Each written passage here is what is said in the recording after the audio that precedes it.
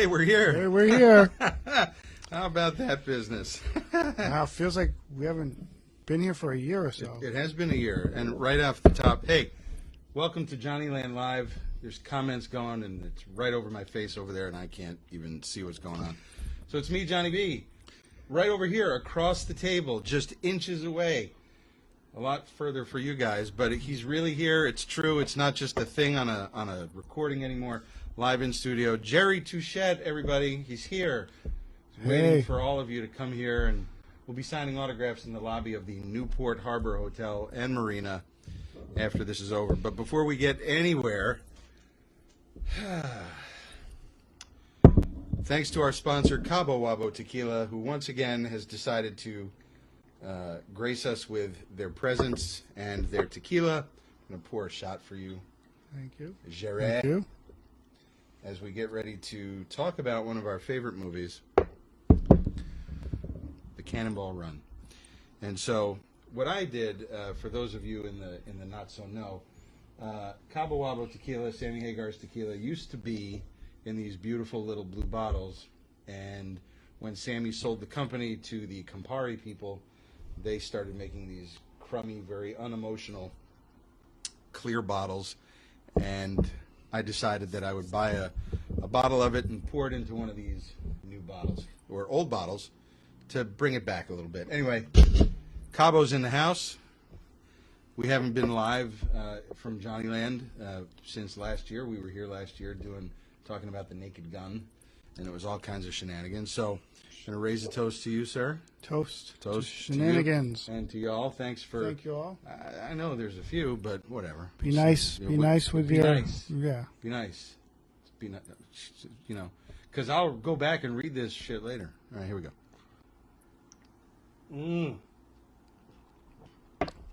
Delish. All right. So, before we get into talking about the film, let's just catch up a little bit. How have you been? What's going on? How's everything at home? How's everything at work? You got to give your wife a plug. That's because right. she sent goodies along. But go ahead. Everything's good. Work is busy, crazy, a little stressful. Family's really good. Enjoying life. Enjoying life. How can you not? Very true. I see we have our T-shirts, these official Cannonball Run T-shirts. Yo, I ain't even playing around. We got Captain Chaos here on the shirt, and the Doc. And don't ever tell me where you found him. So That's right. listen, the Cannonball Run is one of the great films of 1981. I think it came out. It's one of our favorites. So we're going to get into that in a few minutes. Since we did this the last time, I have changed careers. I now work for a local police department. I'm their 911 dispatcher. Nobody really cares. I care, John. I was about to bring that up to see how things call going for you. 911? I don't think that would work well. You could call 911 here. You got to call the Pube Police over to the Brick Alley Pub. Because, yeah, we were going, look, we had dinner there tonight, and it's one of my favorite restaurants in Newport, and it's been that way since I was here at Roger Williams College many, many years. And so we ordered dinner, and the meal arrives, and I ordered a sandwich, and I was really looking forward to it. It was nice tomato, mozzarella, basil kind of thing. And it showed up, and there was a short and curly, it looked like, right there on my balsamic reduction, which fucking reduced my balsamic to check, please. And so that was the last meal that I'm going to be having at the Brick Alley Pub. So sorry. So this right here is going to be my not my dinner, but it'll definitely be a nice little snack-a-lish. So tell me about this. That's Christy's sugar cookie. Her own recipe she made for that.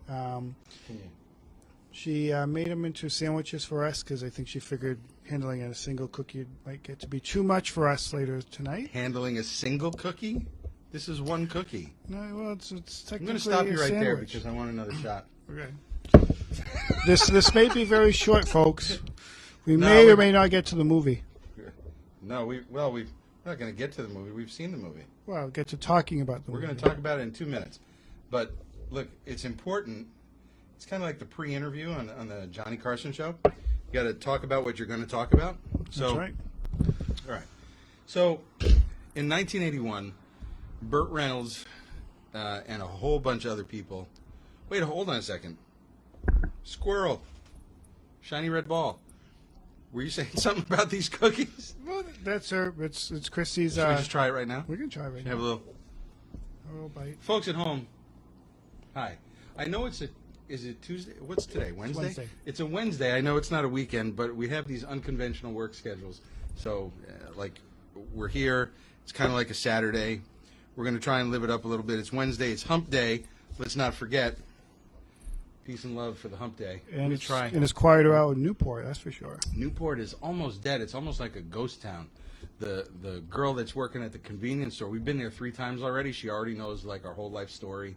She knows about my tragic upbringing in the wilds of Africa. I'm going to try this sugar cookie right now. Hang on. Come on.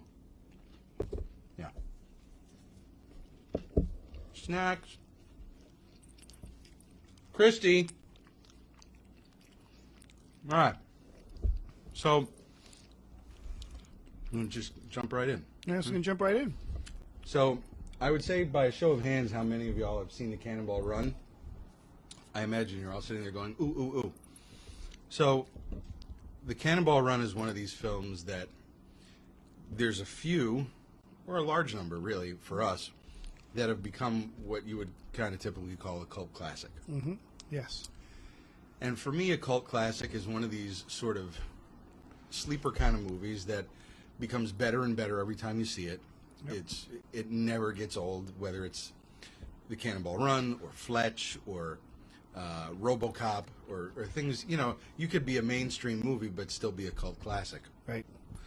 My opinion. Yep. And so the Cannonball Run, since it came out in 1981, I was 11 or 12.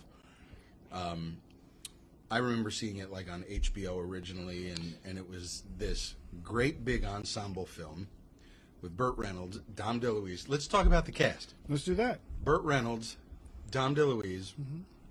Roger Moore, Farrah Fawcett, Jack, Elam. Dean Martin, Sammy Davis Jr., Jimmy the Greek Snyder, Tara Buckman, Adrienne Barbeau, Jamie Farr. Yeah. It was it's like one of those movies where, what is it similar to now, like Ocean's 11? Right, where it's everybody. Yeah. I mean, it's an ensemble cast versus just a couple of main characters. Yeah. And so with this movie, Burt Reynolds becomes the highest paid movie star in history. Yep. And he only worked about a month, 4 weeks. Yep. And he got millions of dollars. He was riding high because of Smokey and the Bandit. And this just pushed it further along. And one of the things that makes the movie so enjoyable for me time and time again is the obvious camaraderie and fun that you can see these guys having together in every scene. Definitely. It's kind of silly and kind of goofy, but you can tell they were just having such a great time. You just go along for the ride. And exactly, I see what you did. Now let's toast your humor and wit. Okay. You sarcastic mother and father. Mm-hmm. 2 for you, 2 for me. Hey, we only had 1. No, Okay. I've had 2. Okay. So, the premise of the movie is based in reality. The director of the film, Hal Needham, who in his own right was a big stuntman, and the producer of the movie, Brock Yates, they had been in this race, and I think I'm going to look in my notes here, and the official name of the race was the Cannonball Sea to Shining Sea Memorial Trophy Dash. And you went from New Jersey to California. Yep. And whoever got there first in the least amount of time wins. The idea, though, is that you're driving cross country and it's completely kind of illegal. So all the police officers in the country are kind of looking for you. You have to disguise your vehicle. And in the film, Burt Reynolds and Dom DeLuise use an ambulance, which was the actual ambulance that Hal Needham that's and right. Brock Yates used in the race. And it was all souped up. had a Hemi engine, and it was a big deal. You kind of know you're in for craziness right from the beginning of the film when they have the 20th Century Fox logos come on, and you have the whole fanfare, the dun, dun, dun, dun, dun, dun, dun, dun, dun, dun, and you then hear the sound effects of a car chase and squealing tires and all this other business, and then these animated cars are circling the Fox logo, crashing into the spotlights and things like that. Yeah. And at the end of that little fanfare opening, you hear the horn of, one of these souped up cars, and then Bert's very iconic and familiar laugh as his little car sticks his head out of the zero in 20th. Yeah. And his laugh, as an aside thing, like his laugh just makes me laugh. Yes. And it's this very infectious little kind of a giggle, or whatever the hell it is. I mean, but it's genuine with him. He's not manufacturing that kind of thing. And if you see Smokey and the Bandit or Smokey 2, you have these moments where he's really breaking up with laughter, and that's the laugh. And it's just a very, I don't know if famous is the right word, but... well, it is. It's everyone knows that laugh, even though they may not know it's his. They know the laugh. Most people know it's his. Yeah, and certainly if people who know me, you know me, you know that's the laugh. That's because right. I'm always playing it or talking about it or something like that. And as I said, it was a sign of what was to come for the rest of the film, which then culminated in, and I'm jumping way ahead to the end credits, but he's got those bloopers in the end credits, which he had started doing with Smokey and the Bandit, which became sort of a trademark for his comedies. And then another guy that was in the film, Jackie Chan, in one of his first U.S. films, he thought it was so great that he started incorporating bloopers at the ends of his films, which weren't necessarily comedic. It was action and stunts and things like that. You get to see him break his foot. Exactly, and anything else. So it was kind of interesting. Another kind of personal connection that I have with the Cannonball Run is the producer, Albert Ruddy, or one of the producers, Albert Ruddy. His niece went to high school with me. Wow. And a bunch of years ago, long ago, I was dating his niece for a little while. So it was that kind of thing where, like you know somebody since high school and you kind of want to date them, but you can't or you don't or it doesn't happen. And then it's like 20 years later and you wind up going out with them for a while. And it was kind of cool. And she and I watched the Cannonball Run together, which was funny. And her uncle is one of the Arabs sitting on the camels. Oh, boy. Okay. So it's just kind of fun. Yeah, it is. Definitely. So, yeah. So let's get serious for a moment, though. Okay. So the opening of the Cannonball Run does show it's produced by Golden Harvest. That's actually a Chinese film company. Are they related to Golden Showers? I think that was an offshoot of Golden Harvest. Or an offload of Golden Harvest. So that's why Jackie Chan ends up being in it. Because he actually was working for Golden Harvest. They did mostly kung fu type movies. They were trying to break into the American market, and they make Jackie Chan, who is Japanese. Right? He was not happy about that. Not happy about that at all. And what is it? It's the cat's ass.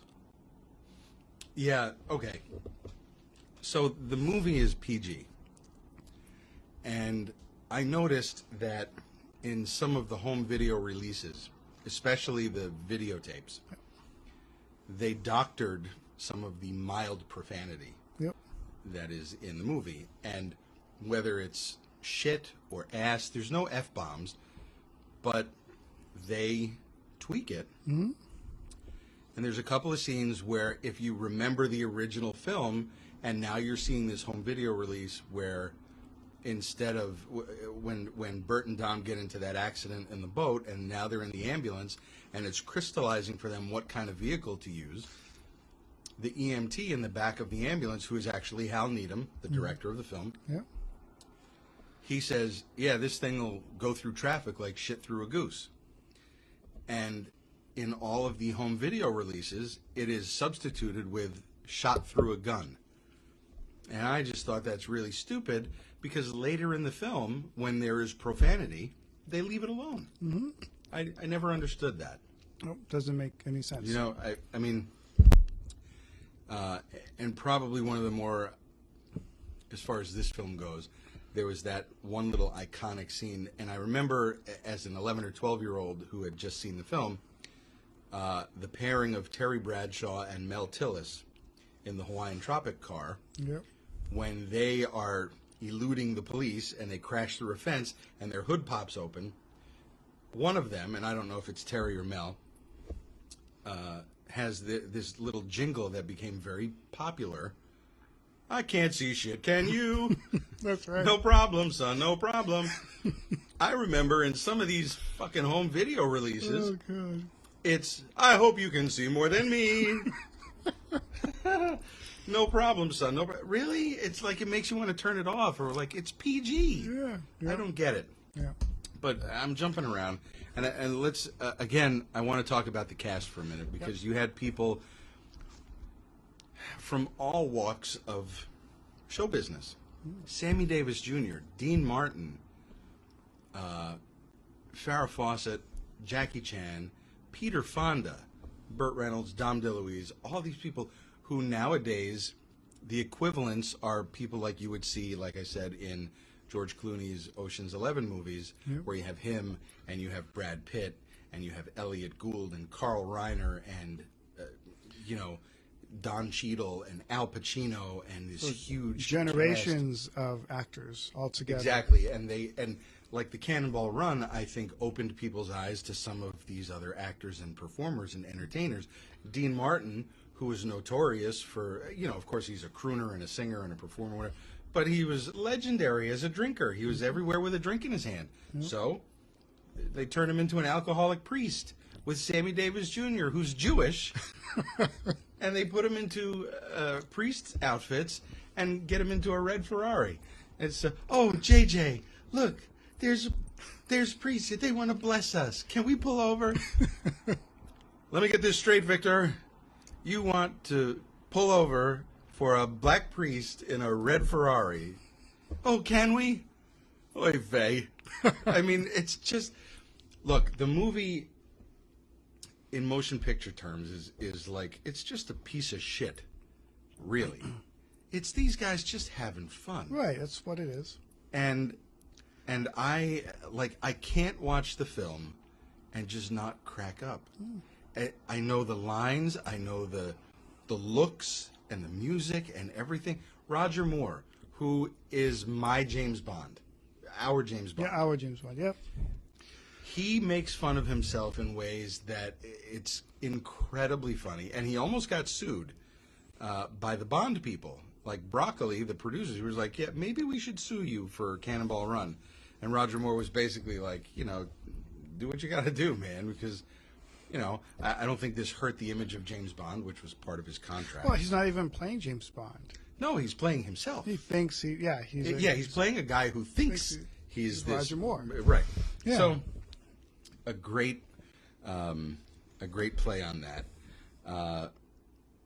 And the title song that opened up the episode here was Cannonball by a guy named Ray Stevens, who you never really hear about anymore. I don't even know if he's still alive, but that song is so catchy, and the guitar riffs at the beginning, and it's frenetic. It's as fast as the cars are moving. Mm-hmm. So basically, it's just going to be one madcap adventure after another. And Ray Stevens is the one who had those silly songs, The Streak, exactly, and Guitar Man, and instead of Tarzan, those kinds of And here he is doing this kind of stuff, and a couple of legit tunes for a film, and. There are so many ways to go with how the movie sort of establishes each character. And the partnership and friendship of Burt and Dom, and you have Burt's character of J.J. McClure and Dom's Victor Prinzi, right out of the gate, you see that they're really pals, but Dom is hiding a secret. and he has an alter ego. And his alter ego shows up at either the most inopportune or opportune times, depending on your definitions. And so he has Captain Chaos that runs around in his head. And with his battle cry, basically, he shows up and saves the day, or comes, how y'all doing? He comes to the rescue. And it dun dun dun, and so I mean, you could, if you look right here, it's on my iPad, and so it's just he was made for that role, and the first time we see him, after he meets with JJ in the garage, and he always refers to Captain Chaos. He never calls him Captain Chaos. Everybody else does, but he refers to him as him. And that emphasis on just him. Yeah. And there's that little violin suspense kind of sound. It could just be you, me, them, and him. And, and then Bert is just exasperated. I don't want to talk about him. And then you cut to the scene where their Porsche or whatever it is tearing down the road, and you hear that now instead of the meek Victor voice, oh, JJ, oh, that's great. Now you hear, ha-ha, anti-radar paint, turbocharged, no one can stop us, nobody. And they, then the car blows up and runs off the road, and the cops come right over. Who do you think you are? What are you, some kind of a nut? And then all of a sudden, hold on, I have it here. Let's do it. Let's give you a little taste of the... how this goes. Out he comes.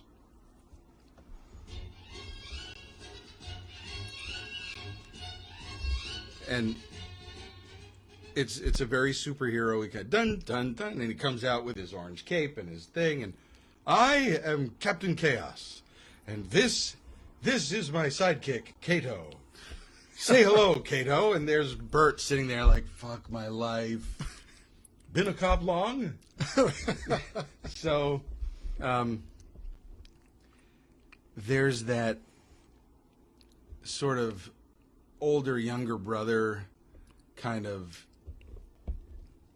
I don't know if you want to call it rivalry or whatever between Bert and Dom, but clearly Bert is like the older kind of straight man, and realizes that Dom is always kind of getting into shenanigans or whatever, and he tries to avoid it and steers him in all these other directions, and it seldom works out. Yeah. We've already talked about so towards the beginning of the film, when they're trying to figure out what kind of vehicle to use for this race, they can't figure anything out. They figure this is too showy, this is too obvious, whatever. So there's a little bit of trivia, not trivia, but there's a nod to Smokey and the Bandit here. Oh, that's right. And forgot about that. Now, did you catch it before I'm saying it now, or? No, I caught it, and it's one of those things that kind of slipped my mind. Until now. I remember chuckling at it when I watched it. And I had seen it so many times before it came, like before it clicked with me, like, wait a minute, did he just say? So they're talking about armored personnel carriers, and they're talking about whatever else to use, because the idea is ice cream trucks. An ice cream truck. You want to blend in with your environment so you don't get pulled over. So when Bert lands his plane in the middle of a town, so Dom could get out and go get some Budweisers or whatever. Yeah. As he's walking back to the plane, Bert's kind of leaning out and pondering. He goes, what about a black Trans Am?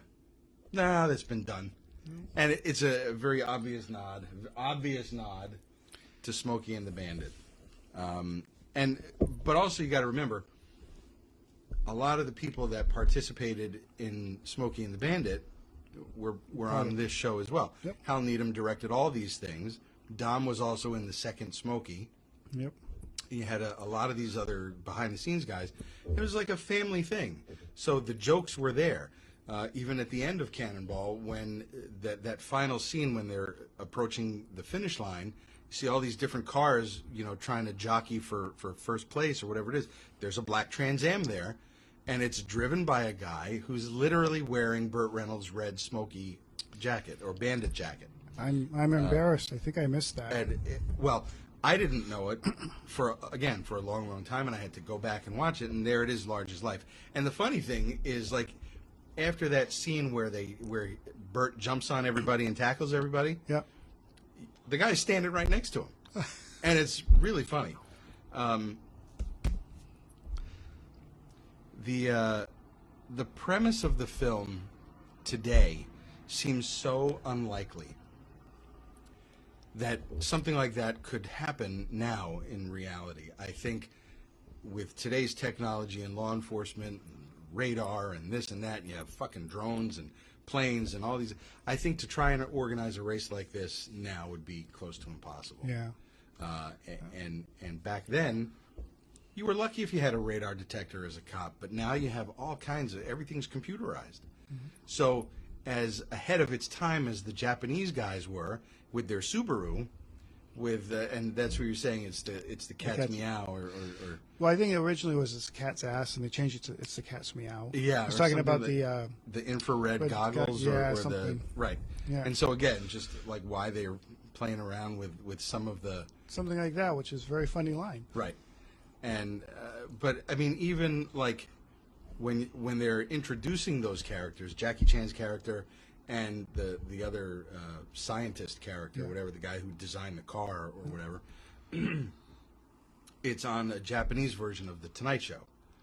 And my brother and I always used to have fun just going, "Fun, yeah, Johnny." And you had, some it's fucking racist as can be. I mean, like back then, nothing was politically correct. It was all just, I mean, the music for when the Japanese guys come into things, it couldn't be more racist if you tried. I mean, literally, this is, and then you'd have their little Subaru zipping along. There's even a gong, and they're sitting there going with their fucking goggles on.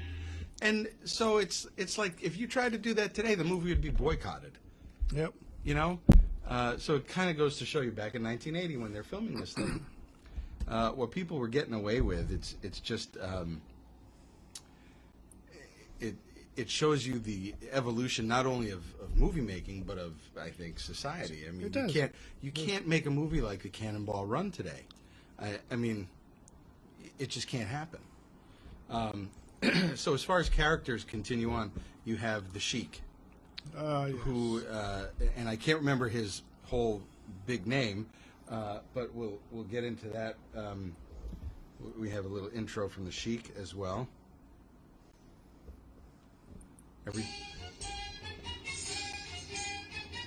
Every time you see him, and he's driving through with his white Rolls Royce. And he's played by Jamie Farr, who played Klinger on MASH, and he was perfect. He did such a good job with the burnous and the beard. And the thing that always got me was the smile on his face, and he just sat, and it was this big shit-eating grin, like everything he's saying is funny. Mm-hmm. But he's not taking himself too seriously, because everything that he's doing is because he wants to win this race. Yep. And so, he'll pull off at the restaurant there, and with the waitress who brings out all the food, and she's got big boobies and leaning into the car, and he's like, "That was 2 lamb kebabs and blah, blah, blah." And he's clearly looking, titties. And he goes, 2 milk. And we've never had anybody call in an order before. Really? Now that's all there is calling in an order. That's right. But nonetheless, she had good boobies. Well, he tells her gives her some money. And then get the physical. I love you. Oh boy. I will return for you, my desert blossom. And if they could make a movie like that today, it would not be PG.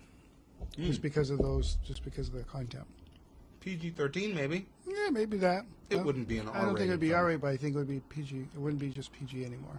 But you couldn't do the blatantly racial things, the stereotypical things.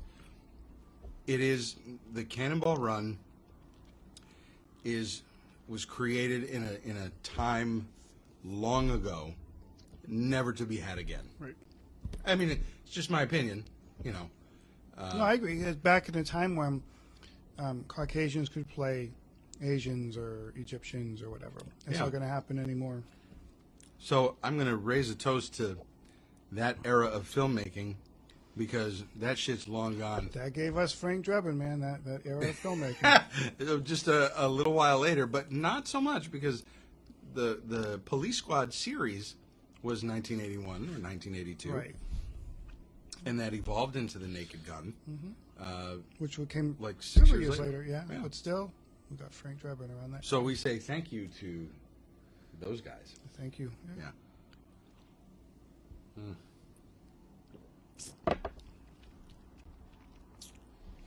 Wait a minute. Is this alcohol? No. Okay. So, how y'all doing? Listen, I got 30 summers left, so I can't read any of those comments that have been sitting there. It's just lines on a page. They're also sideways. They are also sideways. I can't read anything. Can I make a You wanna joke read from Cannonball Run? Yeah. Looks like Chinese writing. Oh, you son of a gun. Kojak with a Kodak. No? The big titties. Anyway. Speaking of that, Yeah. Oh, speaking of titties. Adrienne Barbeau Okay. Yeah. and Tara Buckman. And Tara Buckman. The two girls in the spandex suits. Not spandex. Was it?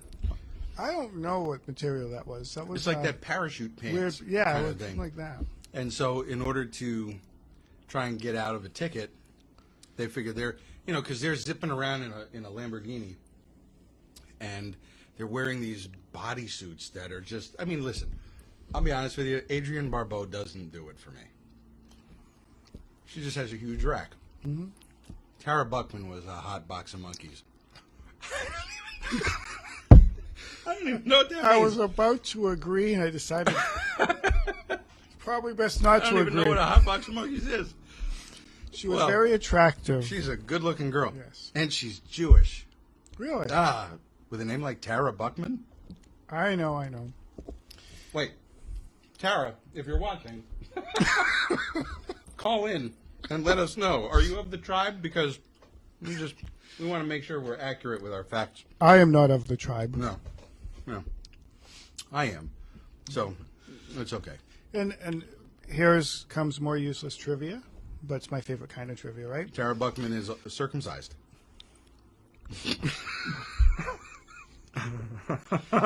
Don't choke him. I do the high blick on live Facebook.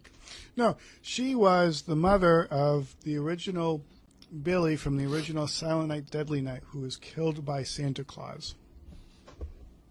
Going on the assumption that the three people that might be watching us now, somebody there has seen Silent Night, Deadly Night. Well, if you have, you've probably seen the remake, and that's not the one I mean. I really just nerded myself out, didn't I? Yeah. Okay. You did. He did. I hate the fact that these comments are like right over. Why you?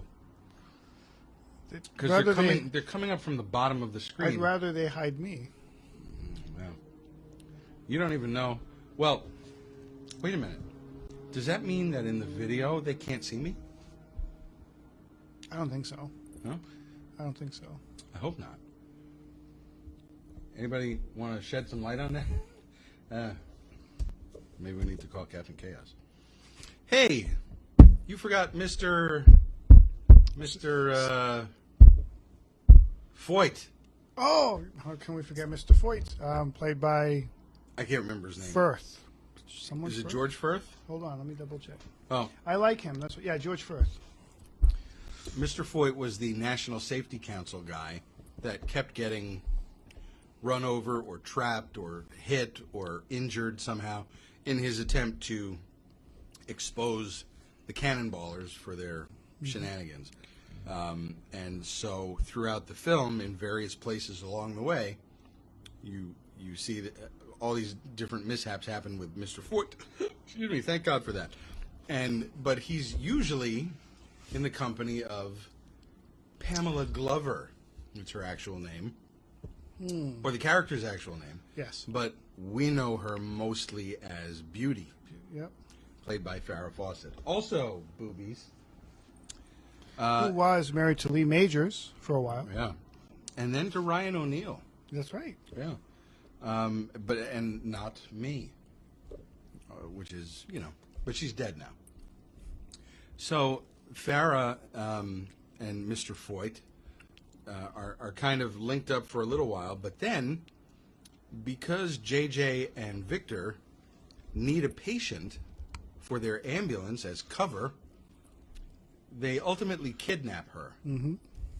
But before they kidnap her to be the patient, they need to have a doctor. And it won't be Dr. Gay because he's just... And he doesn't leave the house. Dr. Gay doesn't leave the house. He's just been institutionalized? Yeah, because he was smoking bananas. Yeah, that's right. So, JJ gives Victor the order. You got to find a doctor. Find it, Dr. Kildare, Dr. Frankenstein, Dr. Bombay. Go to where the doctors hang out. Golf courses. Hospitals. Yeah, try there too. Find a doctor. I don't care. We need a doctor. So, at one point, there's a little bit of hell breaking loose, as is the norm. Mm-hmm. And JJ and Victor meet up, and Victor says, JJ, I found the doc. And, oh, that's great. So just to interject, is probably one of the greatest reveals of a character ever. And, yeah, I mean, in any movie, and throughout the film, even in the second Cannonball Run film, but the first film, when they run to the ambulance because they're getting ready to, they got to get out of there, and Victor is already kind of like padding the order. I was pressed for time. And JJ's like, basically, thank God it doesn't matter as long as we got a doctor. So they get to the ambulance, and Victor opens the sliding side door of the ambulance, and this ominous pipe organ, and I don't have a sound clip for it, but this ominous pipe organ kind of crescendo thing plays, and the doc, show the shirt. You see? And the doc, played by Jack Elam. Elam? I think it's Elam. I think it's Elam. He kind of just, and he comes out, and he's got one fucking eye going this way, and he's got another eye going the other way. And Bert's reaction, you almost want to think it's not even in the script.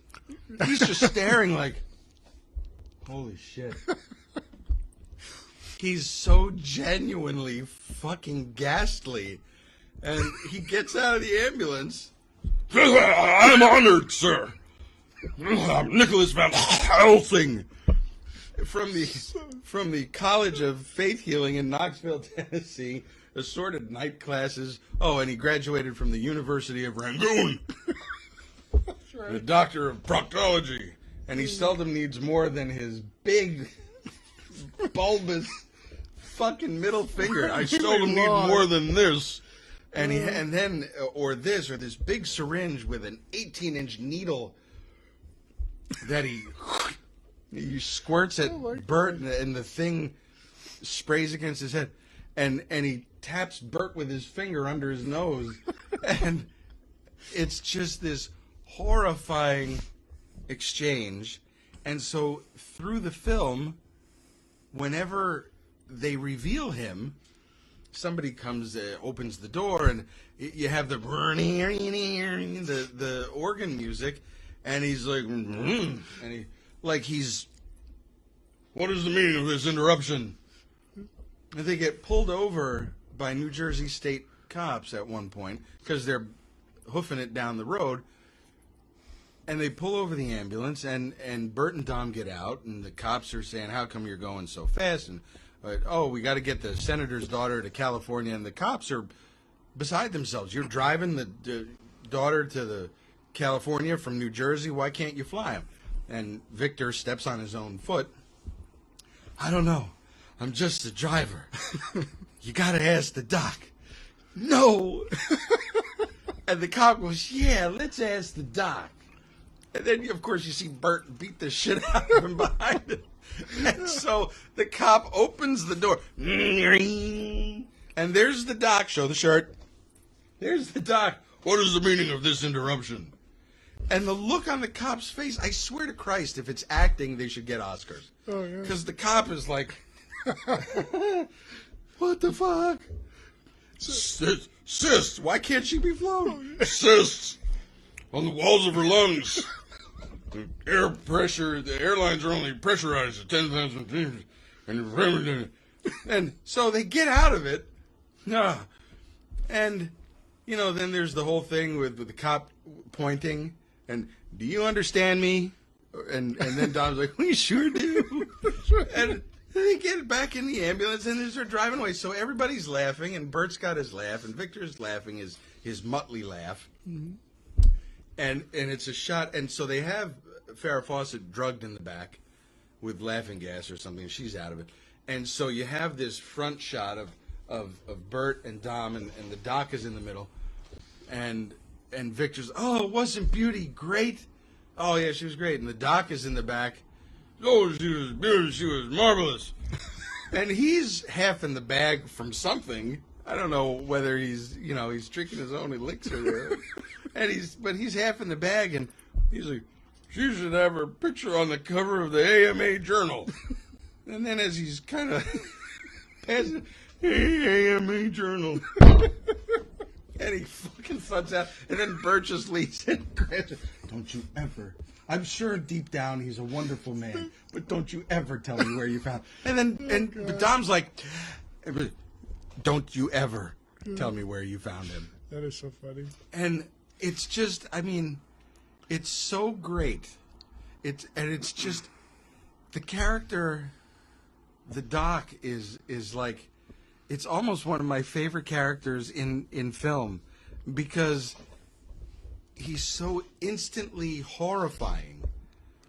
And his hair looks so greasy. And it's just so.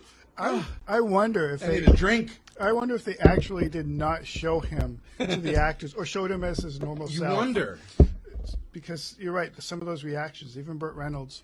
But I love the line Burt Reynolds gives after the doc explains where he's come from. He says, you may be overqualified for this. There's a matter of my compensation. For my services, I was thinking about the sum of $2,000.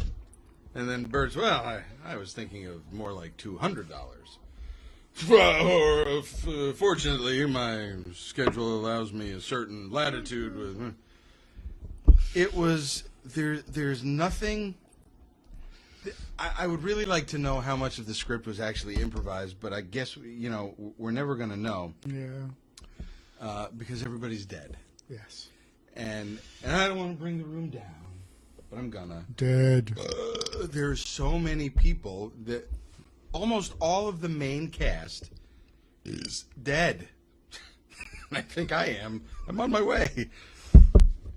Cysts on the walls of my lungs. He did what they hired him for, though. Dom DeLuise is gone. Burt Reynolds is gone. Roger Moore is gone. Bert Convy is gone. Farrah Fawcett is gone. Hal Needham is gone. Yep. Jack Elam obviously is gone. George Firth is gone. Robert Tessier, your bald-headed right. friend, he's gone. I won't bore you with that. Yeah, trivia. But you have Jackie Chan is around. Yep. Peter Fonda, who makes a cameo as a biker. Jamie Farr. Terry Bradshaw. I don't know about Mel Tillis. I don't know if he's still around or not. I can find out. But what I'm saying is Adrian Barbeau is still around. Adrian Barbeau is still around. Tara Buckman is still around. But it's the kind of thing where, as much as you're laughing at it, you take a moment and you say, Jesus, they're all gone. Yeah. I'm so glad they were able to do that. And twice. Twice, yeah. And so you think, and it almost in a weird, nerdy way, because we love our movies, it makes you feel like the things of our youth, as we continue to get older. No, I'm sorry, go ahead. The things of our youth are dropping. We just lost Peter Mayhew, who played Chewbacca from Star Wars, and Leia, Carrie Fisher, a year or two before. Even Tim Conway, who I grew up with, and all these silly things. Right, and he was in Cannonball too. That's right. Oh, that's right. He was. He was the cop with Don Knotts. That's right. And that kind of, and it's, I think when you talk about 80s movies, which I just love everything about the 80s, the music, the movies, the clothes, the clothes, the TV shows, all that stuff. You can't. It's literally like an encapsulation of talent, and on so many levels, that you haven't seen since, and you didn't see before. Yep. And which isn't to say that these guys didn't have talent before. Dean Martin, Sammy Davis, Roger Moore, Burt Reynolds, all these guys were Academy Award-winning actors, nominated actors, dramatic actors. And they all signed on to do this crazy fucking movie, and which, now let me name drop for a moment, if I may. It's another scroll. Somebody left a comment. I don't know, unless you're telling us to shut the fuck up. Hi, it's nice to see you. If you're telling us to shut the fuck up, best to call. Yeah, call the hotline, the Jonnyland Live hotline. I'm going to have another shot while I wait for your call. Don't wait too long. Operators are standing by. But what I was thinking back after watching it a few weeks ago and talking to you a bit about it, I was thinking back to when I watched it on HBO like 4 times a day when they used to play it like that. Right. Loving that movie, not knowing these actors, not really knowing these people. And then, 10 plus years later, we watch it together. By that time, I know a lot of these actors and enjoy what they've done. I know what else they've done, so it adds an extra level of fun watching this movie. Right. And watching it with you. But at that time, how many of them were still alive? Well, sure. I mean, and then, even, just thinking about that.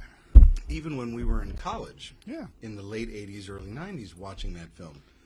When we started college in 88, that Cannonball was like only 6 or 7 years old. Yeah. But I remember we would watch it. I even dressed up as Captain Chaos one Halloween. That's right. I'm just reminding myself of it now. Sorry, no pictures, no video of that exists. Lie. There is video. There's a little with the door opening. And there's a picture somewhere. I may have it. We'll post it. Yeah. But it became one of those films that was like, it was perfect for college because it like Fletch or Star Wars or Above the Law or things like that were just staples of that period of time. Yep. I had the amazing honor of meeting Roger Moore. When he wrote his first book a bunch of years ago, he did a book signing in New York City. And I was like, there's no way I'm not going to go and see this guy. And, he's in his 70s or 80s at that time or whatever it is. And he had a whole bunch of people that were there, and he was very gracious, and he's that guy.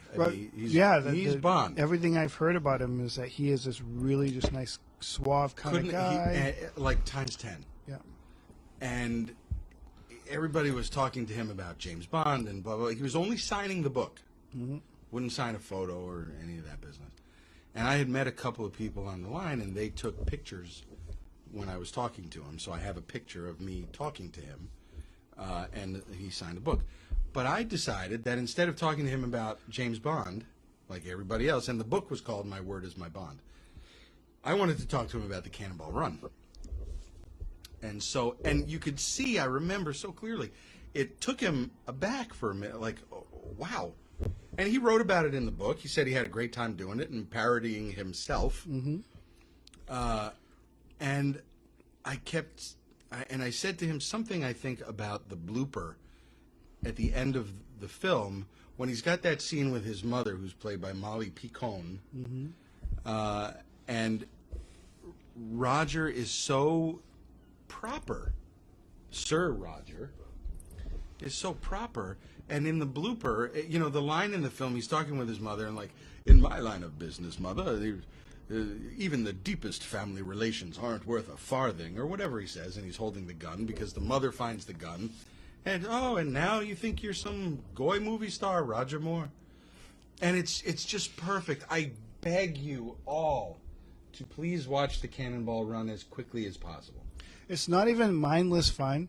It's goofy and it's silly, but it just makes you feel good. It's totally a feel-good movie. Yeah, it's not a movie you just watch to watch. It's 90-something minutes of laughter and just silliness.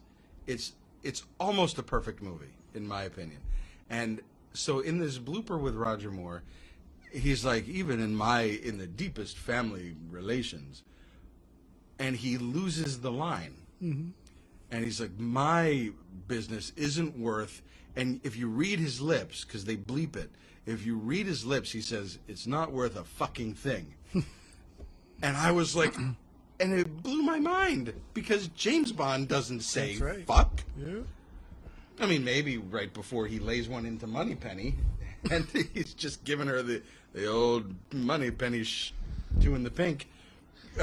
So giving her the golden rod. He's giving her the gold member. Gold member. And so he enjoyed, you know, for the 2 minutes that we were chatting, to talk about the Cannonball Run. He said he had a great time filming it. It was wonderful to work with all those people. And if the one thing that was happening all the time on that set was laughing. Everybody was just constantly laughing. And you can see it even in the final cuts of the film. Mm-hmm. The scene, I mean, you know, Dean and Sammy as priests. And Dean is sitting there, you know, trying to hook up with all these girls. And they're in the bar, and boy, if we were Methodist, I could really have a shot at getting laid tonight. And there's a guy at the bar, you know, spit taking because they're there as priests. And he would grab Sammy, who's this tiny little guy. Next time, Methodist. Methodist. And just them together to the chemistry with it. They could have been throwaway characters, right? It's the right? Rat Pack. It's half of the Rat Pack. Right, but they could have been throwaway characters, but they were not. Right. And the whole thing is, God is our co-pilot. Yeah, but where will he sit? Where's he going to sit? Smack. You see our car? And again, I always go back to the bloopers because, you know, when he smacks him, yeah. and Sammy has that reaction, and Dean smacks him again, and it's a little more unexpected, and he breaks everybody up. Because the brilliance of it is that he's probably not drunk, but he plays one on TV. Somebody's giving us, what? Laughs? Or happies? Happy something? I don't even know. Thank you. Are those whoever you are? Bombs? Are they middle fingers?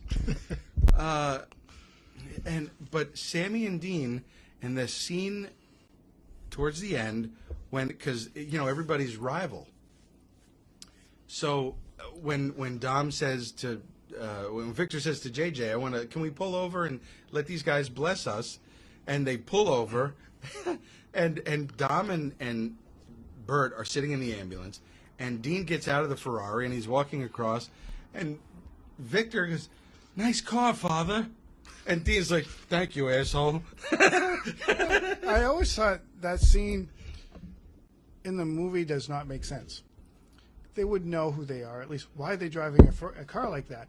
But I think the scene is there because they knew how freaking funny it would be. Well, yeah, but you also know that Dean and Sammy know who Bert and Dom are because they talk about it before. It's not JJ. Isn't that JJ McClure with Chalk Your Eyes? Yeah. No, it's not him you got to worry about. It's that blimp. When he puts on that cape, that's when you got to watch out. So his little with his pouches, and so everybody knows who everybody is. But nice car, Father. Thank you, asshole. And they get, and oh, we want to bless you, and we travel and we use the Ferrari, and Bert was like, oh, Father, nice Ferrari there, and oh, thank you. Oh, just that guy just said the same thing, and so we just, we're gonna bless your patient. Oh no, and Bert's like, you can't bless because they're from the Zambudist tribe, and Dean's like, oh, we specialize in Zambudism. And of course, so he opens the door, and there's the doc. Show the shirt. And he fucking sits there, and he's like yawning, and Dean is sitting there like he's scared shitless. And then Bert's like, on second thought, maybe if you could bless him. And he says, yeah, just give him a little shot. And Dean's just like. He's like, oh my God. And so then, and while he's talking to him, Sammy's stabbing the tire in the air. And so they, hey, would you take that piece of shit back to the garage where it belongs or whatever? Then they drive away, and you hear the shh of the air coming out of the tire. And Victor looks at him and goes, oh. Like Ned Beatty and Superman. Ooh, Mr. Luthor. He goes, JJ, we got a flat. Oh, and those priests weren't fathers, they were mothers. And he hits him. That's right, he hits him. And then after the whole fucking thing comes to an end, and they're waiting for the road to open at that fight. Look. At this point, the structure of this podcast has kind of derailed a little bit.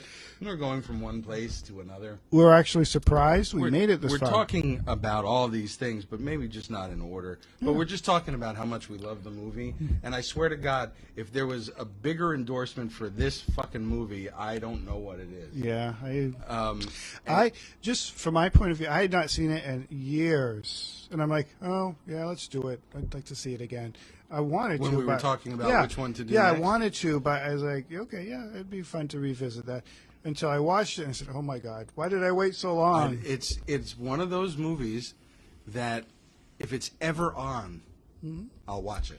Yep. And it doesn't matter how recently it's been since I've seen it. Whenever it's on, I'll watch it. Same thing with like James Bond movies or Indiana Jones or Jaws or something like that. And so... just again with the Bert and Dom and Sammy and Dean rivalry thing towards the end when there's that big traffic delay and the big biker fight and all that business, there's that moment where Bert and Dom and Sammy and Dean are talking there, and I can't remember who. Oh, Bert's like, well, if I didn't have to leave or whatever, I would take these beads and shove them up your nose. And Dean's like, these beads? You can take these beads and let me give you some advice. You gonna do something like that? Bring friends. And then Sammy comes in, he goes, a lot of them. And they go away. But the blooper is one of the best bloopers in the history of blooperdom, because Bert fucks it up. Mm-hmm. And if I didn't have whatever, I would take those bleeds and stick them up your nose. And then Dean's like, these bleeds? And Bert starts chuckling. He goes, yeah, those bleeds. And Dean's like, you're going to take these fucking bleeds? And it's bleeped. It's like bleeping bleeds. And you see Hal Needham like this in the screen, like running across, and everybody just is crumbling. These bleeds. And how many of you have seen I've done this where I would put up in a fucking post, these bleeds, and you all get it. And it's a testament to how fucking cool you all are, because either that or just because of how good of a friend you are, and you know me well enough so that if I say things like these bleeds, or hey, just breathe easy, or you ever serve time, Doc? You guys know I'm talking about different movies and things. Too much couscous. Too much couscous. Random. Random. And just maybe as a teaser for a future one, or maybe just me being my nerdy self again, frickin' chickasee. Friggin' Chickasee. Friggin' Chickasee. One more thing, Jaime. Oh my God. Yeah, we'll do the second one. I need to go rewind a little bit because there's a note saying in all capital letters about Farrah's nips. Nips. It does say that. It does read I that. wouldn't lie to you. So the first time Bert sees Farrah in that bar, and they light her from behind in every shot, so her hair glows this nice golden, because she's Farrah. She's and Farrah. Bing, bing, and the nips are like fucking secret searchlights. I'm sorry I had to do a Scent of the Woman reference, but it just came to me in this fucking vision. Like secret searchlights. Hooah!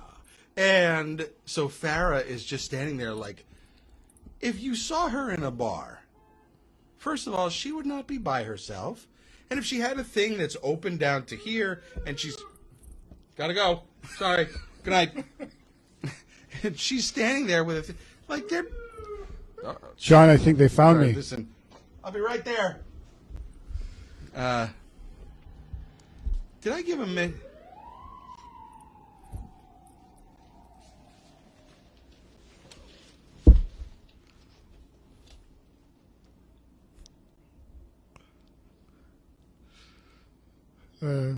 It's intermission, folks. Dun, dun, dun. I took care of it. Kevin Chaos, good to see you. So, Who's Kevin Chaos? Captain Chaos. Oh, Captain Chaos. CAP''N. Of course, that's how you say it. So I wanted to have a shot and toast Farrah's dead nips.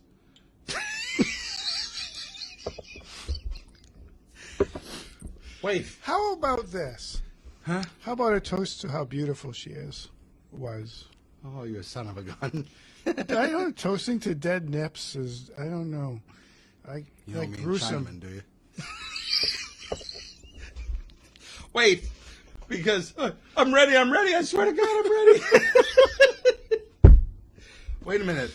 So, that's just part of the bloopers. Wait, because if we're talking about a very un-PC movie, then we ourselves have to would be also un-PC. need to be un-PC. I agree. You know what I'm saying? Whew. Just hope everyone watching is not Chinese. To all of my Asian American friends, I say, live long and prosper. Okay. Yeah. Good. Okay. Sis! On the walls of her lungs. So, I know we're going to get to the final fight scene, but it's hey, have you ever tasted that? Is that stuff good to It's drink? yeah. I don't know. Yeah, like, Give it to myself all the time. Show her. No.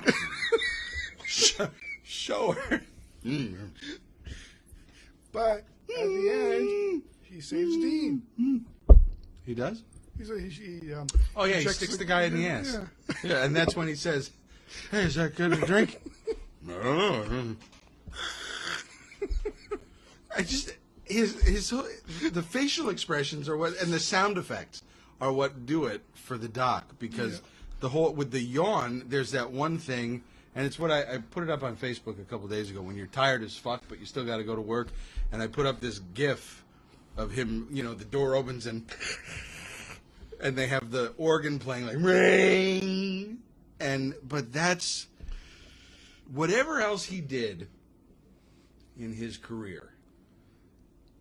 Like, I don't know that I've ever seen him in anything else except the 2 Cannonball movies. Okay, stupid trivia. He was actually in a Twilight Zone. Will the real Martian please stand up? He was a young man there. He was playing an old man. Well, you're Martian? I was going to stand I up. thought you were from Venus. I'm from Uranus. What? Okay, that beats my joke. I was going to say the penis from Venus. Here. But yeah, but he plays, and that's why the first time I saw him, I seen him in some dramatic roles. That's why I saw him being funny. So it's funny that when I saw him in Cannonball, I said, I know that guy because I was a Twilight Zone nerd. But he's very funny in that too, and it's like the same thing. He had a dead eye. I guess he was in a fight from a kid. He couldn't see. He was blind. Is That's that why what it was all was? crooked. It was like just dead. Yeah, because it just kind of, it's like one of those googly eye dolls that just oh kind of, man, I just spilled the some thing more. just, here you go. the thing just kind of rolls around like, and it's one eye's this way and one eye's up here, and you're thinking, is that CGI? No, that's real eye. That's real eye. Dead eye. That's dead eye. We're forget the nips. We'll toast to Jack's eye, his dead eye, his real dead eye, instead of his CGI.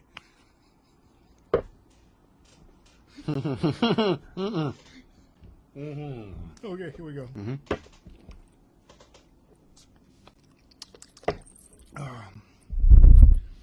I must warn you, I'm Roger Moore. That's right. You know, some people are upset that the button for the ejector seat wasn't in the same place as it I was. know. But it also... What the hell? It saves them from having to have problems with Right.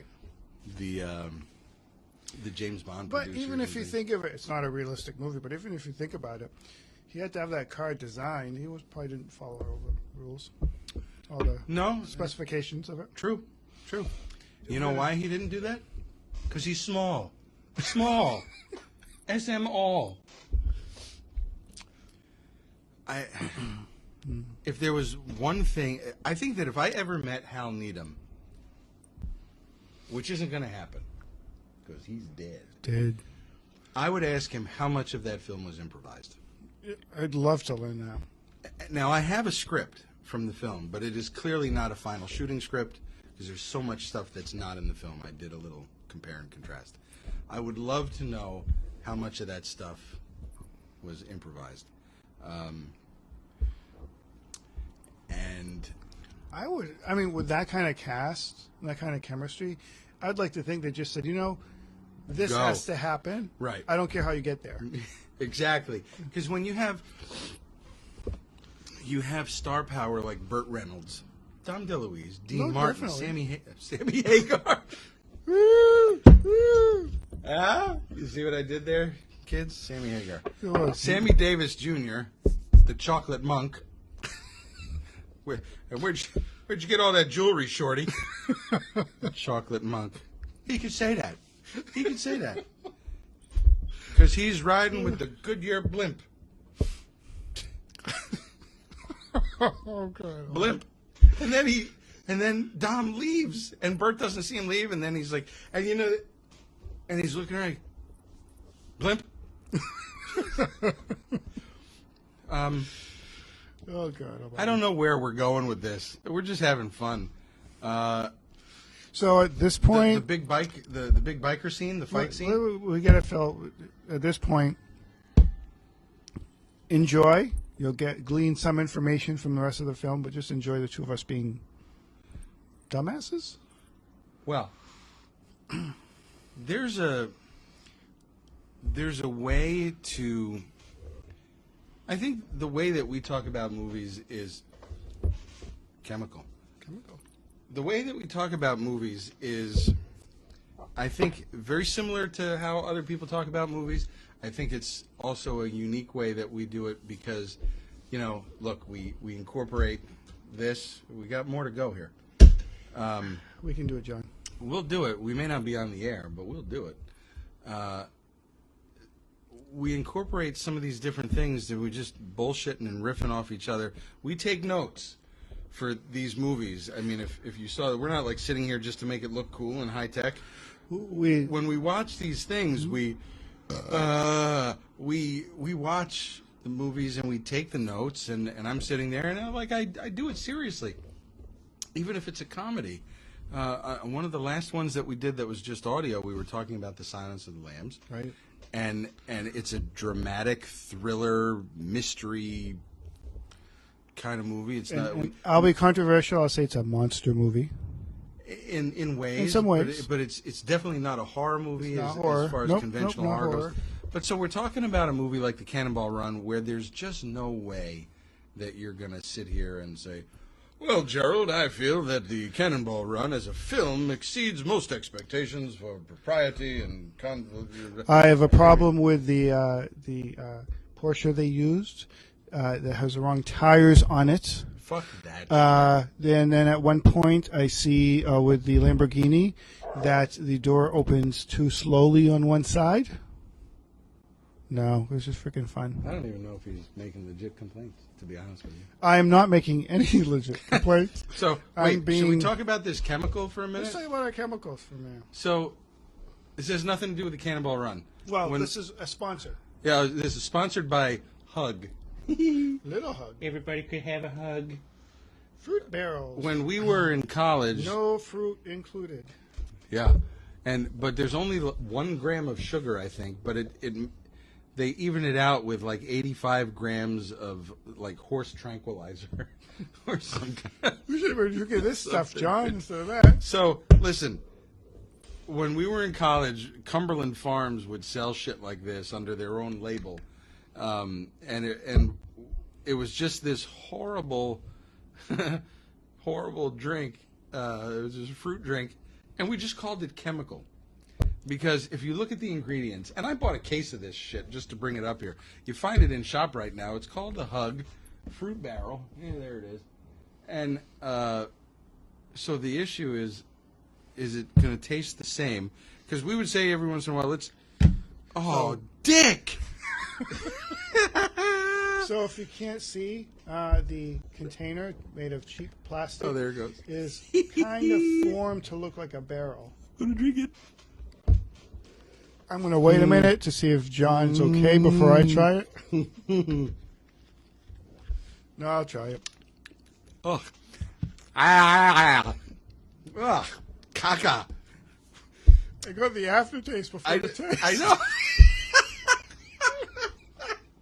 Oh, my God. Oh, it's sick.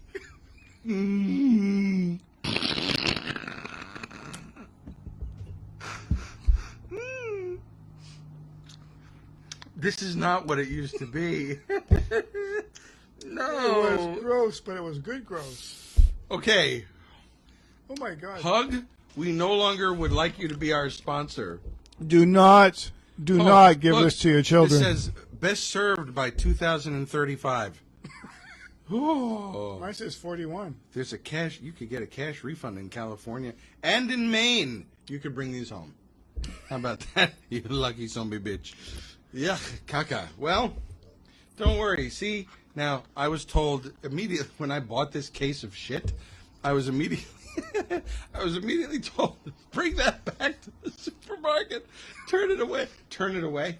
Bring it back, throw it away because there's fructose or whatever. There's whatever the thing is that's in it. So fructose is not very good for you. However, fructose does not taste like that. No. Whatever is in here, the 1 gram of sugar, you need more sugar.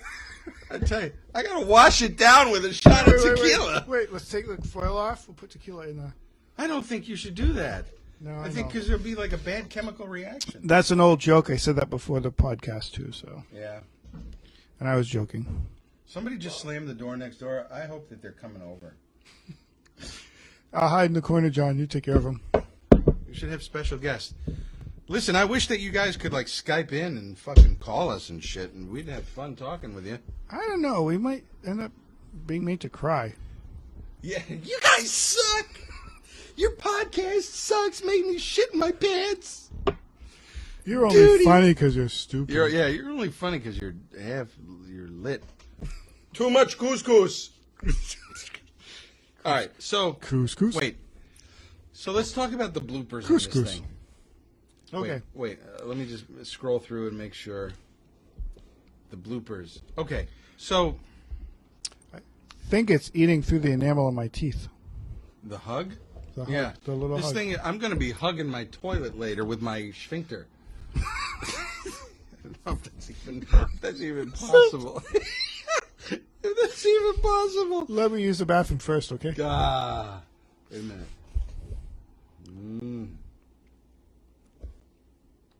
So here's the bloopers that started.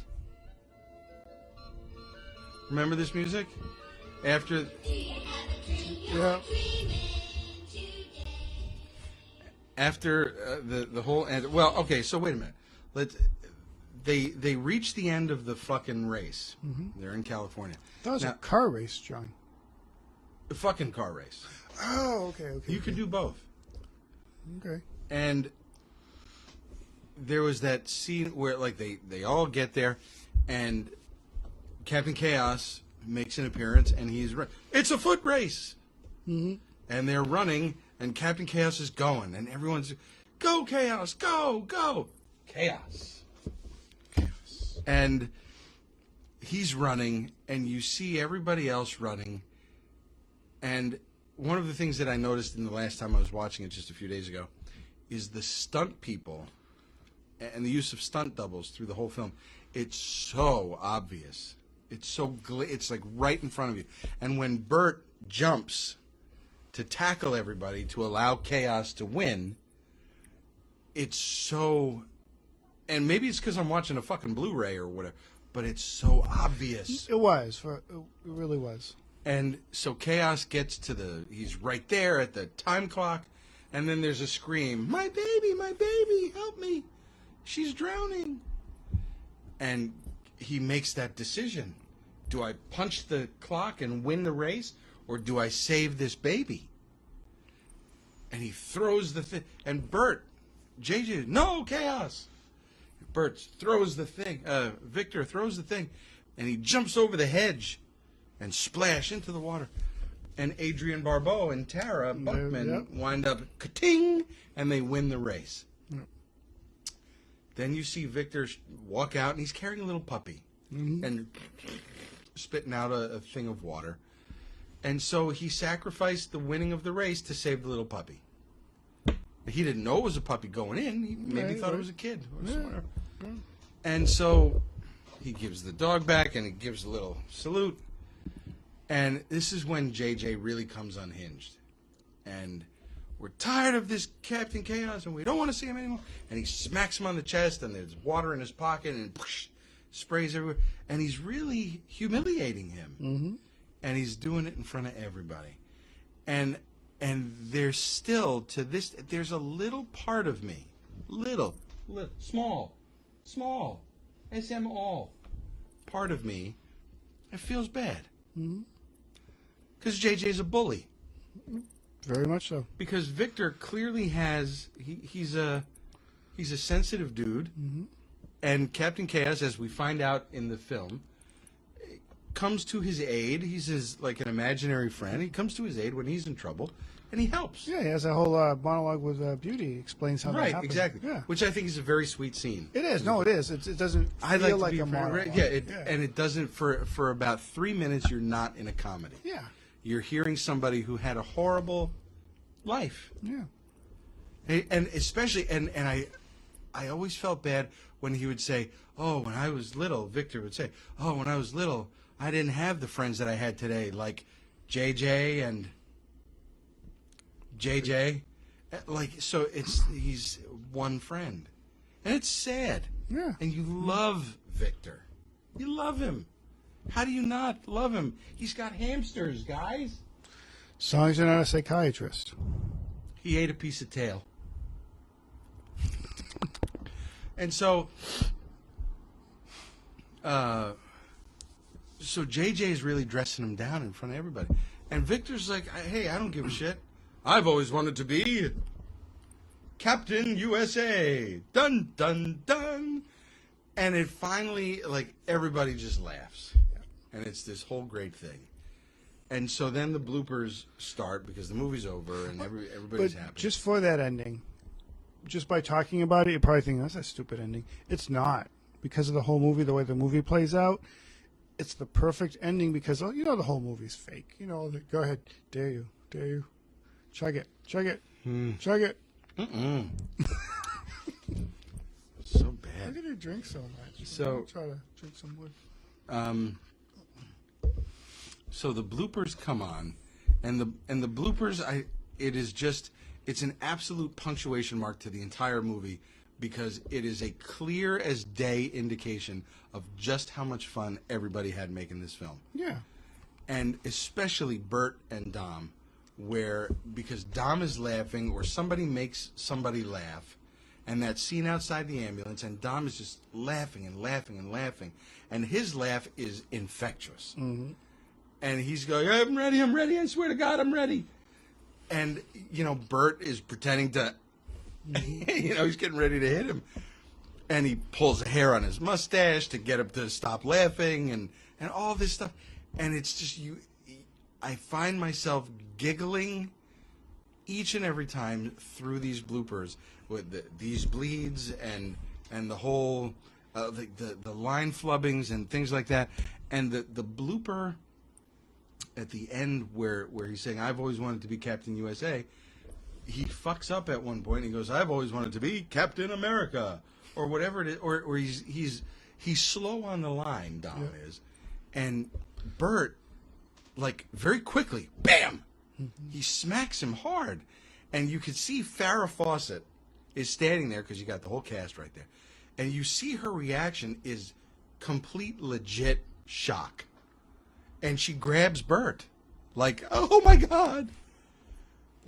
And I think only in a relationship that Dom and Bert had could they do something like that, where Dom wouldn't be like, "Are you motherfucker? What'd you hit me for?" Like, I remember Chris. Hi, Chris. You're not watching. I remember when... In case you are, Chris, hi. Foyt. I didn't think that was Chris's last name. No, it's not. Okay. When he was getting married, we went to we were at a bachelor party, and boy, we were lit. There was a Foyt there? Foyt was not there. Couscous. And man, he was drunk and I was drunk. And we were outside this bar or this club or wherever we were, and we were talking and laughing, and for no reason, wham! I belted him across the face. I smacked him. His fucking glasses shot off, and I was like, "Yeah, motherfucker!" And he was laughing. He's looking at me like, "What the fuck did you just do?" I would say that my relationship with some of my friends, including you, I think there's a quality of that. I'm not going to practice it by smacking you to see what your reaction is, but I think that there's a thing that doesn't involve tequila and doesn't involve anything else, where there is a same pageness of things, like Dom and Bert and Dean and Sammy and Roger Moore and all these guys had with Jack Elam and all these guys had, where it was a very, very familial kind of shoot. So, ignoring that last part, yeah, I have to agree with that. And I think it's something I remember Christy telling me about us. She says, "Doesn't matter when you see each." I'm out of here. Good night, everybody.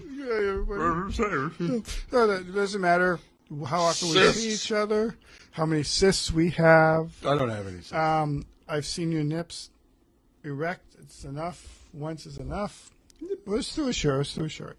Titties. But it's one of those things that, it's just one of those things that we're on the same page. It will always be that way. Yeah.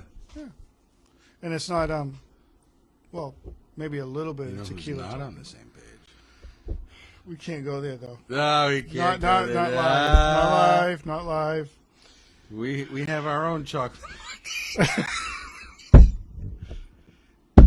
Ignore that. I was just going to say, we can't talk about it, but it hurts.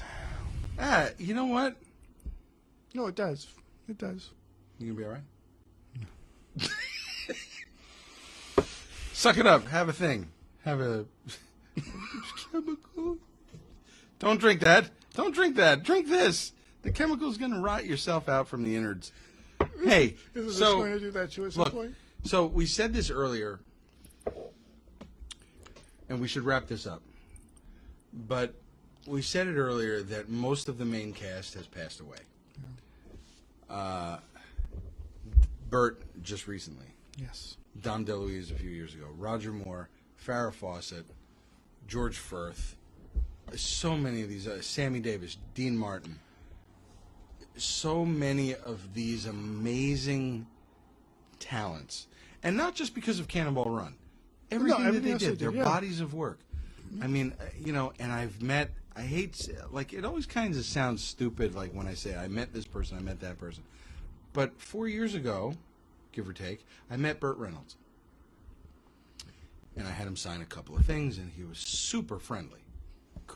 But he was so frail. And like he was a shadow of his former self. Yeah. And it broke my heart. Not just because all I could think of is Smokey and the Bandit and Cannonball Run and Sharky's Machine and Deliverance and The Longest Yard. And that Burt Reynolds... Are you going to cry? I am. From back then, it was to see him so frail. Because, I mean, he had such a horrible health history in his later years. On one hand, it was like, I can't believe I'm with him. This is so great. And he's signing things like To John from your friend Burt Reynolds. He's not my friend. I paid him to do it. But at the same time, I have this beautiful poster of Smokey and the Bandit where he's sitting in the Trans Am holding up the piece from the Smokey 2. And he's signing it in a Sharky's Machine picture. And 4 years later, he's dead. Yep. And I never met Dom DeLuise. And I can't remember how this happened. I found his address somehow. And I wrote him a letter. And I remember writing a letter to him on a piece of paper that I threw a watermark onto, and the watermark was that picture of Captain Chaos where he's like, "Ah!" And I typed it out, this great big letter. And he wrote back to me. He didn't write back to me. He sent me a picture, signed with, and he was always a very like gregarious, friendly. So he's like, To John, love Dom DeLuise, with hearts and scribbles and everything, even on the envelope. Yes. I was like, what the? I can't believe it. And it's and it's him. The picture was him, just like a publicity photo, not as a character. Yeah, just yeah. And I in the letter I said to him, I'm such a fan of you and Burt. The two of you together in Smokey 2 and Cannonball, it fills me with laughter. And he went to Burt and had him sign a picture for me. Wow. And I got a picture from Burt, To John from Burt Reynolds, and I couldn't believe it. So, in theory, Burt Reynolds, Dom DeLuise, Adrienne Barbeau, who I met at a show, Roger Moore. I've met 4 people from Cannonball Run. Wow. And I dated the niece of the producer. What? Wait, you've only said that twice. Say that one more time. That I dated the niece of the producer? There you go. Thank you. She was a really cool girl for a while, but then she became like an EDP. And so we couldn't hang anymore. She was a nice girl. I like her a lot, but she was like, I was like, fuck, I can't, like, you're tweaked. Gotta go. Gotta go. So my, I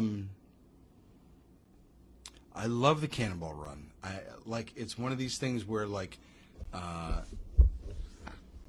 and they tried to make a third one, and I think they called it Speed Zone, and John Candy was in it, and it was like an unofficial third Cannonball Run movie. Okay, I remember. And I never saw it, but I heard it was bad. Yeah, I haven't seen it either, but I remember reading about it or seeing it somewhere. And I want to read from here the stunt work. Let's talk about the stunt work and the driving and all that stuff in the film, which was second to none. Right. No, for a movie that's about all that silly comedy, that was incredible stunt drive. Yeah.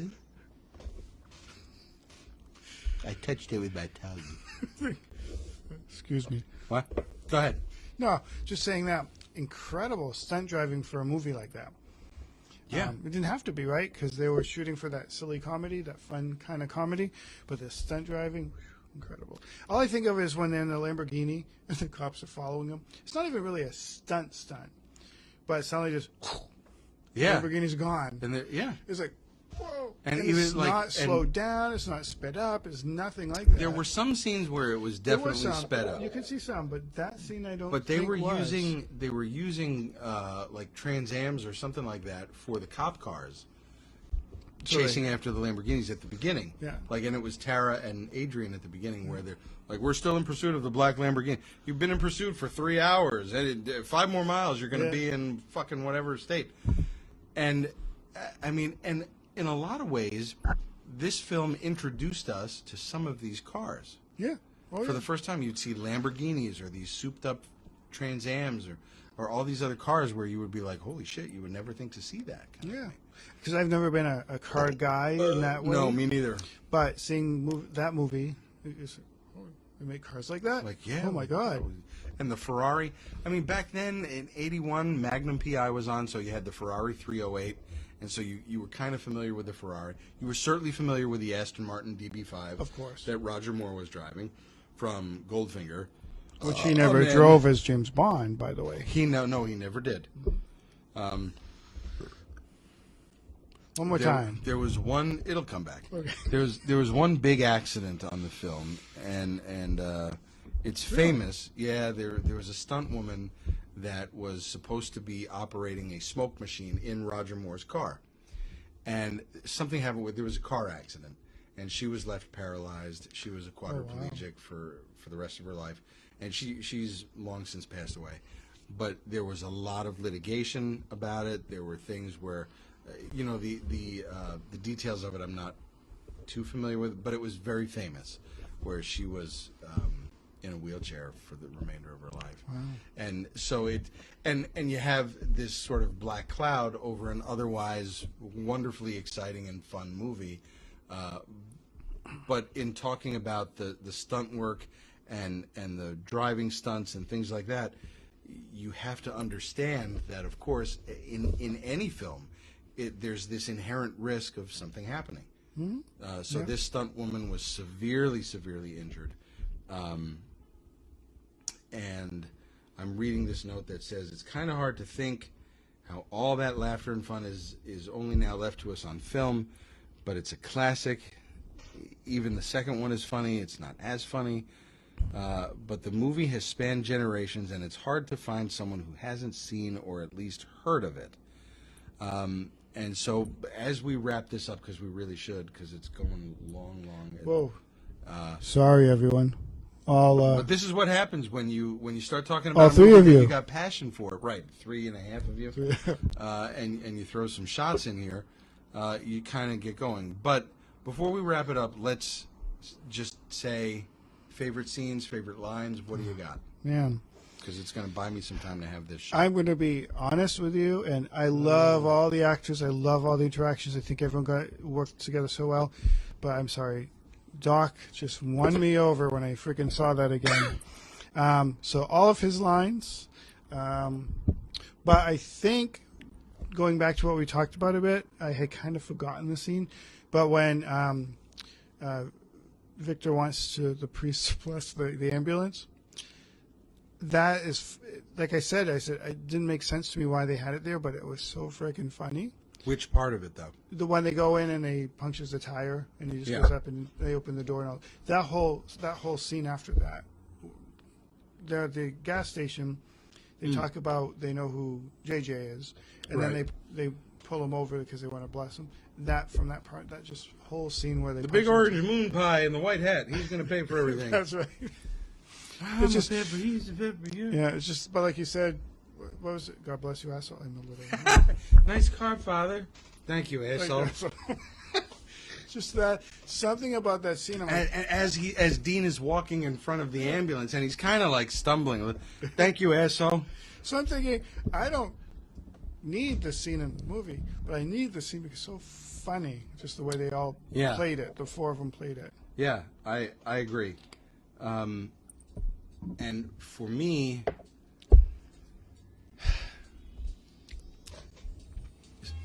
Favorite scenes, favorite lines. I love the bloopers. I think the bloopers are a testament to the kind of movie that it was. I like things like with Mr. Foyt giving his speech at the beginning there, and when he first meets Pamela, and she's talking about trees. I love trees, and you can ball your brains out. And he's standing up there at the podium, and he's like, I want to thank for being with the Mother's March to ban the sale of colored toilet paper to to help reduce irritation of the rectum, and with the feedback, rectum. And it's just like that stupid shit. And the thing's like, I can't see shit. Can you? Yeah. No problem, son. No problem. I mean, these things that stick with you. And that's how they made the peripheral characters not peripheral. They gave them those little bits that stick in your head. Right. They're not just there to fill those 10 minutes that they filled. Because Mel Tillis really had that stutter. Yep. And, again, in the bloopers, you see that shit when they're in the swimming pool. And he's got that... Well, it's such a good sense of humor about it. Right, because how do you not? Yeah. Because he was in the Smokey and the Bandit movie as well. He was that right. roller coaster, the amusement park guy. Yep. We're closed. But I think that the doc, show the shirt. The doc with the cysts line and the AMA Journal line, even like when Bert and Dom are in the bar and they see Adrian and Tara, we're the favorites to win the Cannonball, and they could be very likable. There's that almost fourth wall break. Yeah, yeah. And when he kind of looks at the screen and gives the Donald Duck thing, and you hear Dom laugh. Anytime you hear Dom laugh, you gotta laugh. Yeah. It's just the way it is. I love this movie. Never once, and talked to Christy about it. Never once was I concerned or cared that they were breaking the law, because it's not that kind of movie. No, because you know what? They weren't. They were scofflaws. Mm-hmm. And trust me, I know what it takes to be a scofflaw. Lots of laws and scoff. I work around them. This song is just badass. It is. It's a foot race. Take it and win, Captain.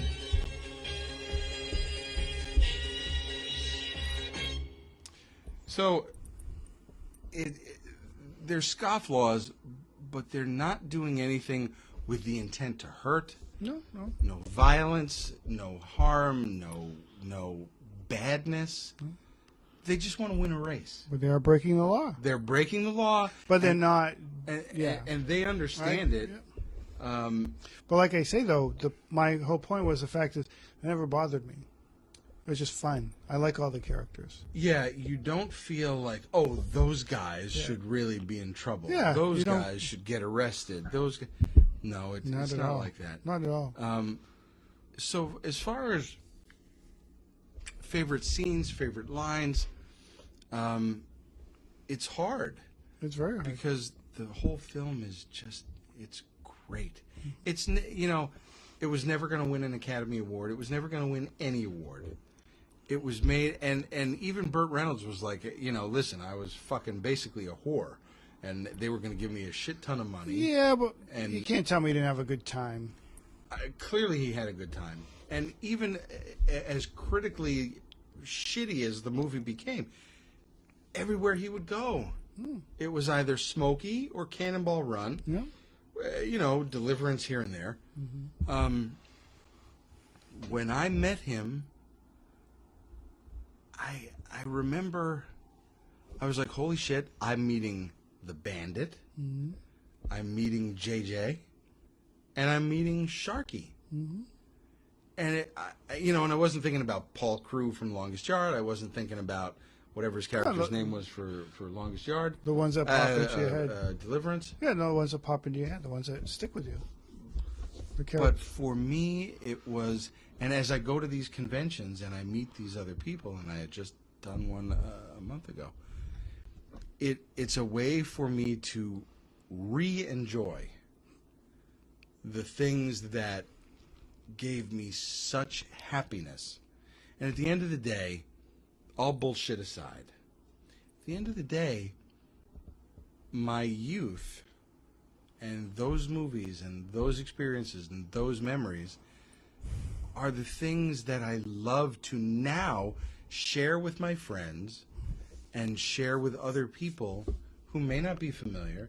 And maybe it means like they might look at me as this fucking nerd, this dweeb, or this fucking guy that loves to go to these shows and meets people from 90210. Fuck you, I love 90210. Suck it!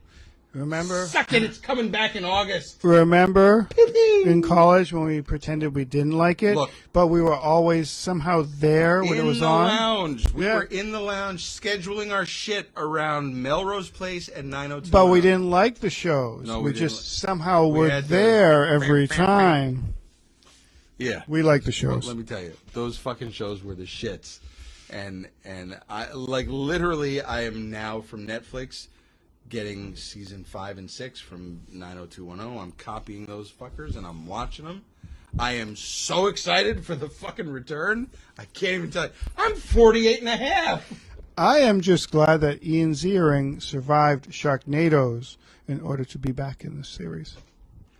I was sad when Luke Perry died. No, that was awful. It was- No, I can't laugh or joke about that. Forget that was awful. The 90210 thing. He's 52, 53 Yeah. now. It's horrible, horrible shit. No, and honestly, off the record, Yeah. I thought he was a good actor with some of the stuff he'd done. I mean, yeah. not. They always said they was going to be the new James Dean. I never believed that, but I thought he was a good actor. He had that look. the Definitely. look. He did an episode of Criminal Minds that was fucking phenomenal. Yeah. But anyway, look, because this has gone on. This has gone on long enough. You just knocked over Pennywise. You have stuck in there, whoever it is. Well, no, they probably just left a. The comments Facebook been that comment thing hasn't changed in about 45 minutes. There's a Facebook up. It's like people are like, holy shit, I'm canceling my account. Woo! We have had an amazingly fun time talking about the Cannonball Run and spending some time with y'all. And I don't even know. We're going to go back and look at see like which three of you lucky bastards. Go ahead. Who is it? Who it is?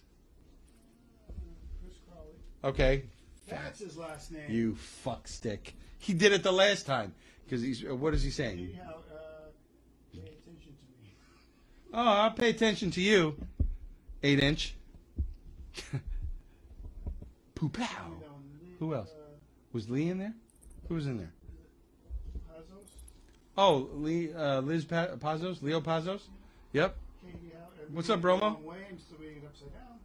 Katie's in there? Yeah, Katie's in there. Old Balls? No, old balls. Balls with Z's and Joe Vasta? Who else? What do you got? Greg, Geb. Oh, Greg Gebhardt? Yeah. That's it. All right, that's it. Those are the 4 or 5 saddest people on the planet right now that had nothing better to do. Not as sad as us. Us. We appreciate it. I do appreciate it. Listen, this is always just a kind of fun thing to do. I never think that it's going to be like some great big deal, and like there's going to be a lot of people tuning in for anything. No, but we had fun. We had fun, and so it's here. We'll share it with you guys. If you want to replay this and go and have fun and do your thing, Fast forward. yeah, it's whatever it needs to do. listen. We did it for this reason only. We're just falling hills. Let's find a little laughter. What are we going after? Yeah. Yeah, you know what I'm saying. That's the song that they were playing in the bar there. All right, so listen, we're going to sign off with a little bit of this, with a little Captain Chaos theme music. To Captain Chaos. To Captain Chaos. Holy mother lordish.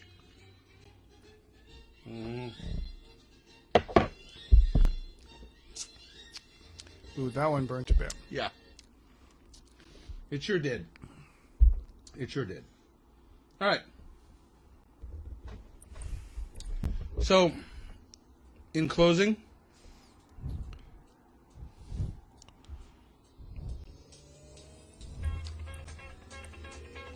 And the synth sounds like a car speeding up. Whoa. that's right, we're escalating.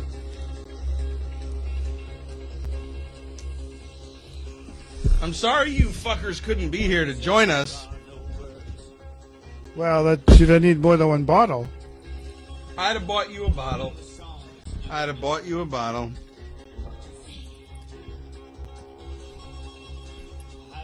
don't think he was in Cannonball Run. No. Oh, shit. Well, listen, guys. I think it's time to sign off. This was fun, as it usually is. So thanks for hanging out and tuning in for a few minutes. It's not what you do, it's how you do it. Be anything you want to be, as I would say. A rather upbeat song, man. It's not what you got, it's how you use it. You be you, and I'll be me. It's just a matter of style. When you say it, it doesn't sound so cool. I will kill you. We have a balcony you can throw me off. I will throw you off the balcony. Hey, thanks for hanging out. It's me, Johnny B. Jonnyland live from Newport, Rhode Island. Shut the fuck up. Okay. We're coming at you live from the Newport Hotel, Harbor, and Marina. Newport, what did I say? The Newport Harbor Hotel, Harbor, and Marina. We're in Newport. We're in Newport. We're here again tomorrow. We're not going to Brick Alley Pub again. Oh my God, pubes! Hashtag pubes. That shit. It's just Old not, ball no, pubes. No. Old balls pubes. Oof. No, I'm done with the Brick Alley Pub. The run has come to an end. Tomorrow, I don't know that we're going to do a podcast. We may. Who knows? Who knows? It's up in the air. But tonight we wanted to make sure we did the Cannonball Run. And it's a great movie. I love it to death. I know you love it to death. Mm-hmm. It's one of those things where, like, right now, I think, like, if we were to watch it, it would just be awesome. So maybe we'll do that.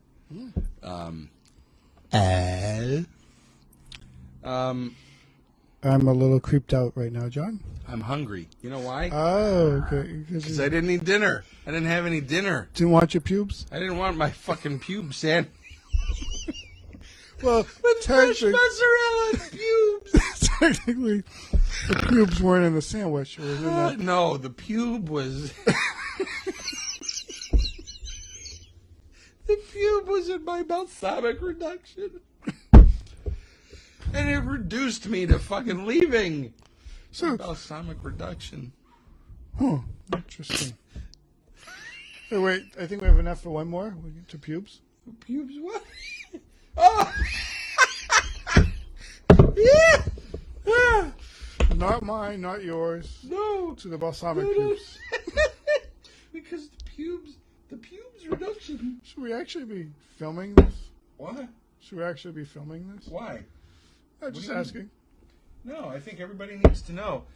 If you go to the Brick Alley, but look, and I this just is mean we're like off topic. Cabo Wabo Tequila, my friends. Reposado, can you see it? In the old blue bottle. Love it. We got this bottle down under the belt. Empty, my friends. Yeah, that's it for the Brick Alley Pub. Sorry, so sad, too bad, bye-bye. Fuck you. Hashtag balsamic pubes. Hashtag balsamic pubes reduction. And so, I don't know what we're toasting. We're just finishing the bottle. That's what we're toasting. Peace The and bottle's love. empty. Let's toast to peace and love and pubes. Okay. Pubes. Hold on. I don't even know. Hold on. Pubes. Pubes. Such a word. What kind of word is pubes? Well, short for pubic. From the pubic region. Symphysis pubis. Remember that autopsy thing I had? The symphysis. Symphysis pubis. You guys won't know what that means. but it The doesn't thing matter. that two things got me. When he peeled the scalp on face off the skull, and when he cut open the testes. Like a bloomin' onion. Ugh. That's another podcast for another time. Hey, kids. We're going to take off. 909, friend of mine. Jerry Touchette, last words. Isn't that? That's it? So thank you, everyone. One of the things I always look forward to is What are one of the things that you look forward to? Is Anal. fun. What's the other thing you See, look I forward was to? I was going to be like serious, John, and now I'm afraid to be serious. No, be serious. No. One of the things I look forward to is when I get a chance to hang out with John and whoever else from Roger Williams.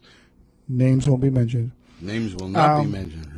And it's just one of those times. Not only is it a good chance to get away from everything and just kind of unwind, but just enjoy hanging out with John. Yeah. And this is sanity maintenance, plain and simple. And so we're here through Friday afternoon or Friday around lunchtime. We're going to hang out. We'll just do some exploring and shit like that. And it's fun to get together. We do this once a year or so. And, yeah. We're going to come midweek. Well, tastes like pubes. You would know. I would know.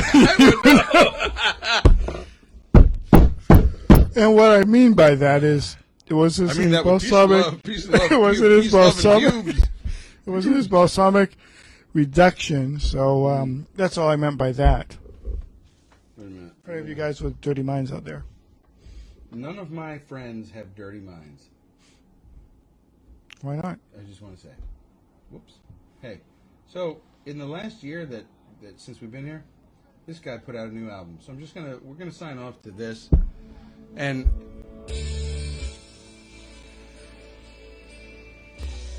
want to say thanks for hanging out with us for a couple hours.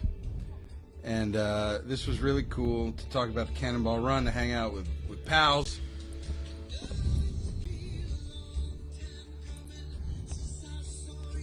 It's been a long time coming. I'm glad that you guys have been here and for Jonnyland Live at the Newport Harbor Hotel and Marina. I want to say thanks.